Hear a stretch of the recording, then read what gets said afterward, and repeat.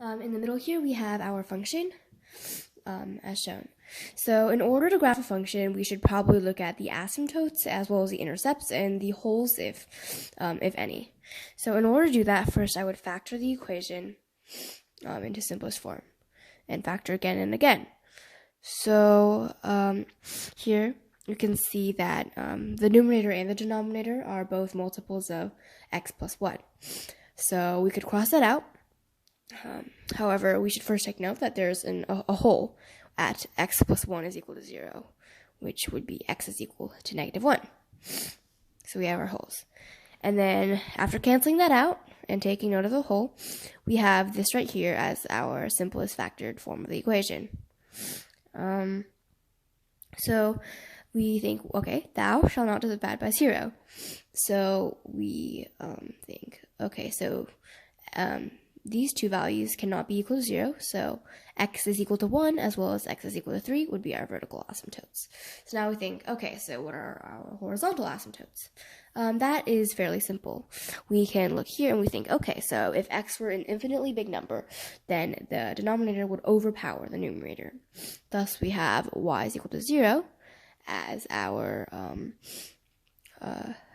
horizontal asymptote. So now we can look at intercepts.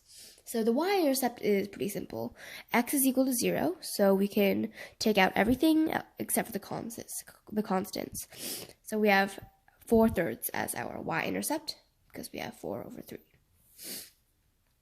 So now our x-intercepts is where the value of y is equal to 0. So now we 0, if 0 is the top of a fraction, then the value of the fraction will be 0. So we can have x plus 2 is equal to 0, which gets x is equal to negative 2 as our x-intercept. So now that we have all this information, we can put that onto a graph. So we put our axes down, and the first thing we do is lay our vertical asymptotes and our horizontal asymptote down. Looking at these notes that we have taken. And then we can